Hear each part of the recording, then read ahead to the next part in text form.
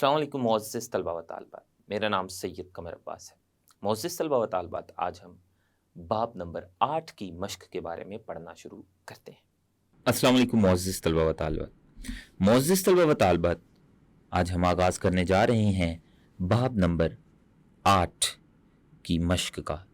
तो सबसे पहले हम पढ़ेंगे कसीरुल इंतखाबी सवालात के बारे में। सबसे पहला कसीरुल इंतखाबी सवाल वो ये है कि वो कौन से प्राइमरी न्यूट्रिएंट्स हैं जो जिस्म को जल्द ही काबिले इस्तेमाल एनर्जी मुहैया करते हैं।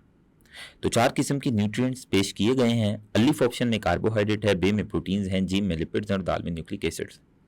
तो हमने पढ़ा था कि कार्बोहाइड्रेट्स ये ऐसे न्यूट्रिएंट्स हैं जो जिस्म को जल्द ही काबिले इस्तेमाल एनर्जी मुहैया करते हैं। बहुत जल्द ये जिस्म को एनर्जी मुहैया करते हैं जिस्म में जाने के बाद। तो इसका जो सही जवाब है वो है कार्बोहाइड्रेट्स, अलिफ। दूसरा कसीरुल इंतखाबी सवाल वो ये है कि मसल्स की हरकत जो खुराक को डाइजेस्टिव सिस्टम में धकेलती है क्या कहलाती है? तो उसे पेरिस्टालसिस कहते हैं। पेरिस्टालसिस ये खुराक की नाली की दीवार में मौजूद मसल्स में सिकुड़ने और रिलैक्स होने की वेव्स हैं जो उस नाली में मौजूद खुराक को नीचे की जानिब धकेलती है। तो इस हरकत को, मसल्स के इस सिकुड़ने और रिलैक्स होने को, जिसकी वजह से खुराक डाइजेस्टिव सिस्टम में नीचे की जानिब धकेली जाती है, इसे पेरिस्टालसिस कहते हैं। तो जो कसीरुल इंतखाबी सवाल नंबर 2 का दुरुस्त जवाब है वो पेरिस्टालसिस है, दाल ऑप्शन में। तीसरा कसीरुल इंतखाबी सवाल वो ये है कि पौधों के माइक्रो न्यूट्रिएंट्स इनमें से कौन से हैं? 4 मुख्तलिफ ऑप्शन हैं। पहला है मट्टी में कम मिकदार में दस्तयाब होते हैं, पौधों को कम मिकदार में चाहिए होते हैं। जीम है वो छोटे मॉलिक्यूल्स में जिनकी पौधों को कम ज़रूरत होती है। दाल है फ़ायदेमंद है लेकिन पौधों को ज़रूरत नहीं होती।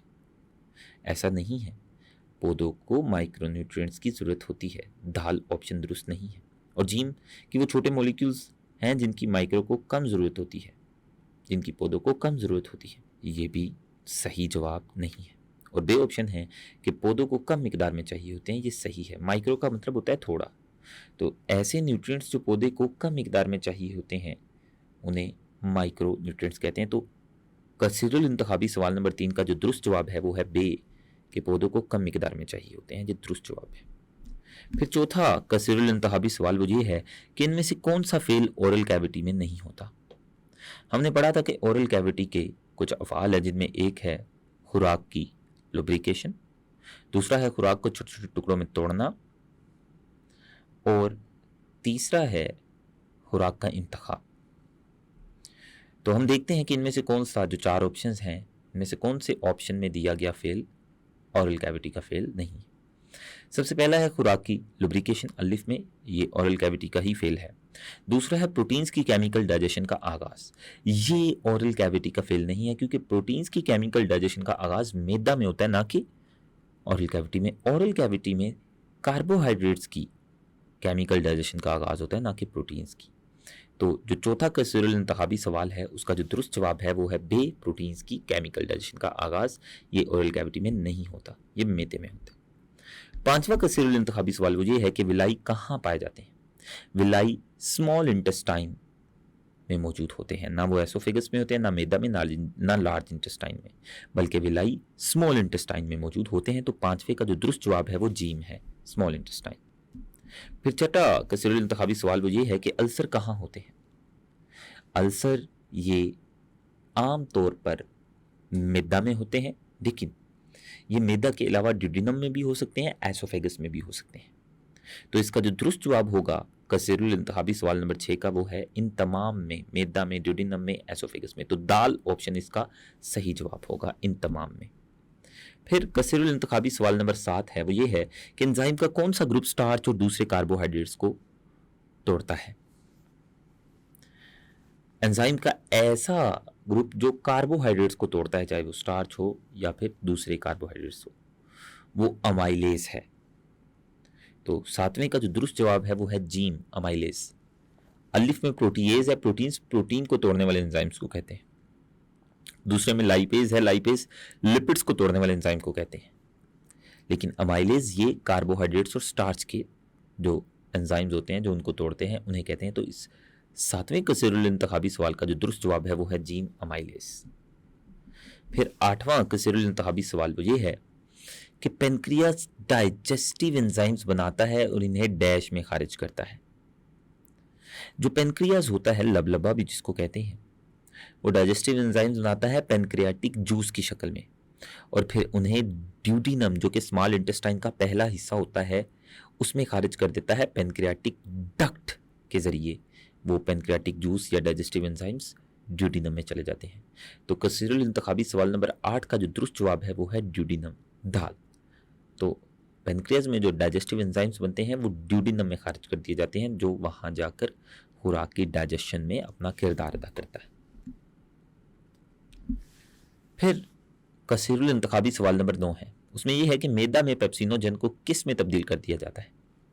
जो पेप्सिनोजन है ये मैदा में बनने वाला एक गैर फ़ाल एंजाइम है, लेकिन इसको फ़ाल बनाने के लिए इसके साथ एक एसिड जिसको हाइड्रोक्लोरिक एसिड या HCl कहते हैं वो जुड़ जाता है, तो पेप्सिनोजन अपनी फ़ाल हालत में चला जाता है, जिसे पेप्सिन कहते हैं, जो कि प्रोटीन की डाइजेशन में किरदार अदा करता है। तो मैदा में जो 9वां कसीरुल इंतखाबी सवाल है वो ये है कि मैदा में पेप्सिनोजन को किस में तब्दील कर दिया जाता है, वो पेप्सिन है। तो 9वें का जो दुरुस्त जवाब है वो है पेप्सिन। जब मैदा में पेप्सिनोजन बनता है तो उसके साथ हाइड्रोक्लोरिक एसिड मिलकर उस पेप्सिनोजन को फ़ाल एंजाइम पेप्सिन में तब्दील कर देता है। तो 9वें का जो दुरुस्त जवाब है वो है अलिफ पेप्सिन। फिर 10वां कसीरुल इंतखाबी सवाल वो ये है कि हेपेटिक पोर्टल वेन खून को कहां से कहां ले जाती है। जो हेपेटिक पोर्टल वेन होती है इसका काम खून को स्मॉल इंटेस्टाइन से जिगर की जानिब लेकर जाना है। वो खून जो स्मॉल इंटेस्टाइन से डाइजेस्टेड खुराक को जज़ब करता है, उस खून को पहले जिगर की जानिब ले जाया जाता है, और जिगर में जो खून जाता है उस खून में जो फासिद मादे होते हैं, फासिद मादों को खून से जुदा कर दिया जाता है और उन फासिद मादों को दूसरे मादों में तब्दील करके गुर्दों की जानिब भेज दिया जाता है। गुर्दे उन जहरीले फासिद मादों को जिस्म से बाहर निकाल देते हैं पेशाब की शक्ल में। तो हेपेटिक पोर्टल वेन ये क्या करती है, इसका काम खून को स्मॉल इंटेस्टाइन से जिगर की जानिब लेकर जाना है। तो 10वें का जो दुरुस्त जवाब है वो है अलिफ, स्मॉल इंटेस्टाइन से जिगर की जानिब लेकर जाना खून को, यह हेपेटिक पोर्टल वेन का काम है।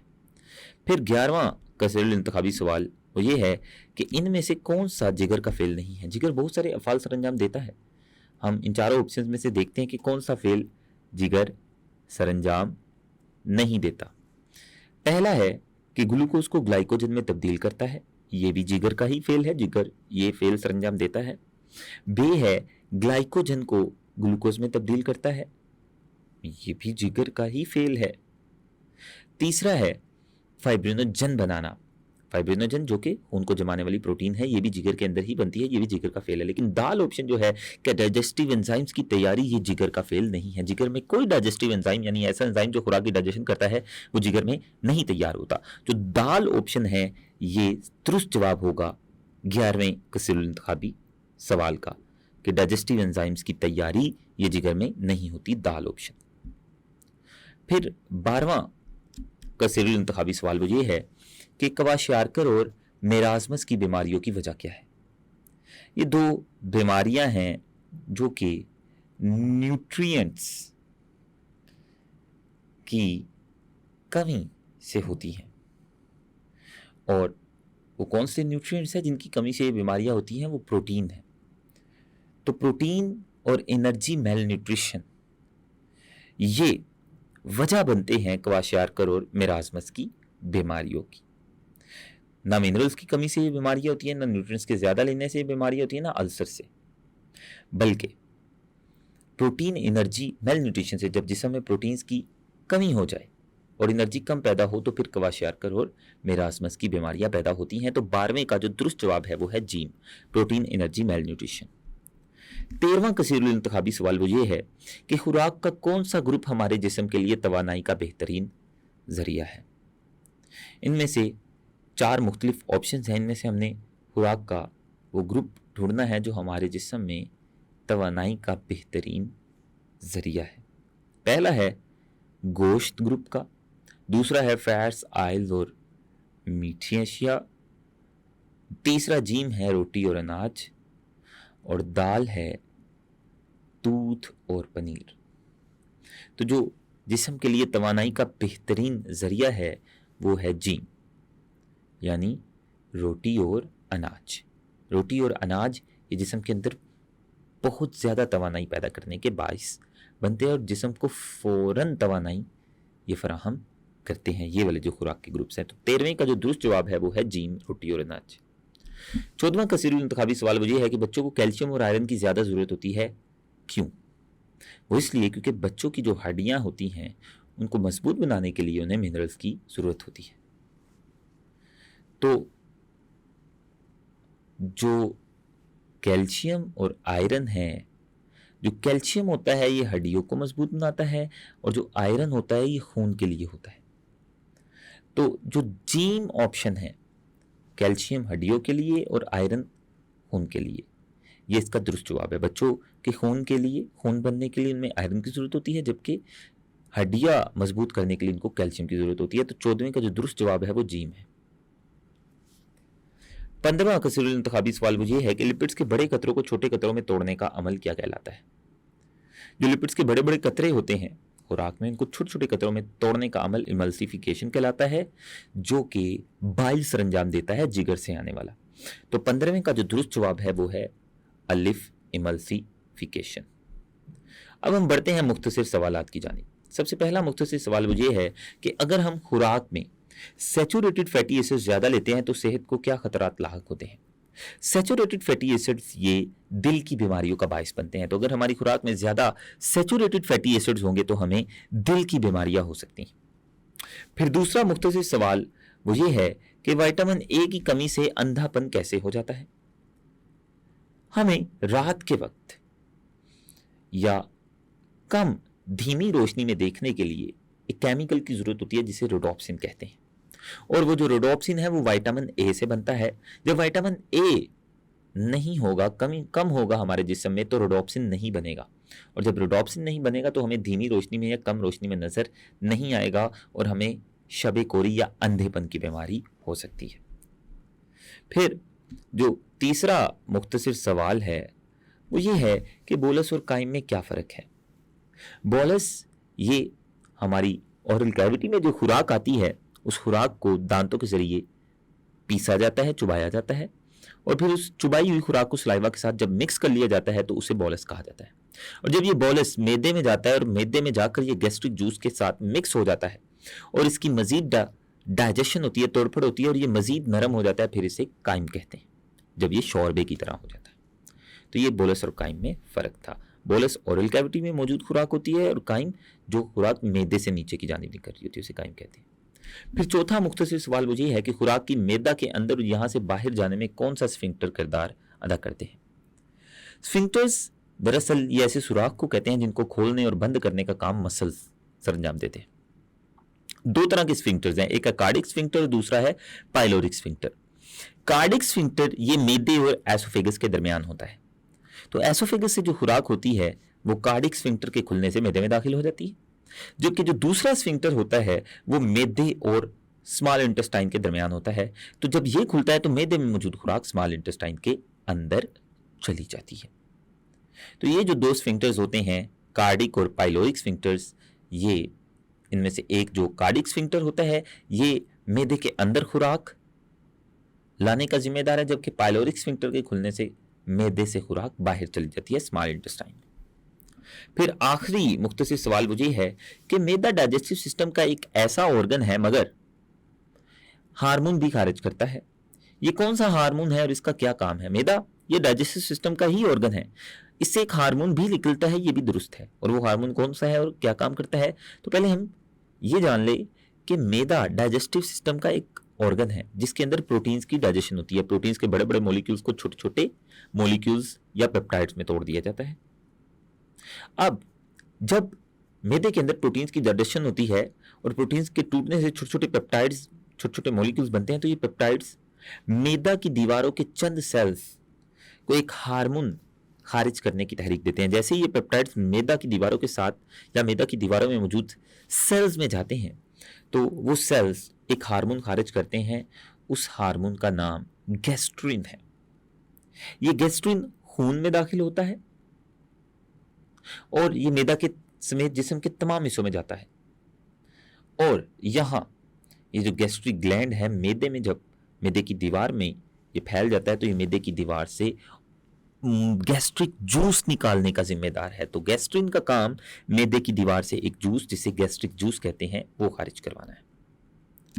तो ये हमने देखा कि मैदा से कौन सा हार्मोन निकलता है और उसका काम क्या है। तो यहां पर आपकी बाब नंबर 8 की मश्क का खात्मा हुआ।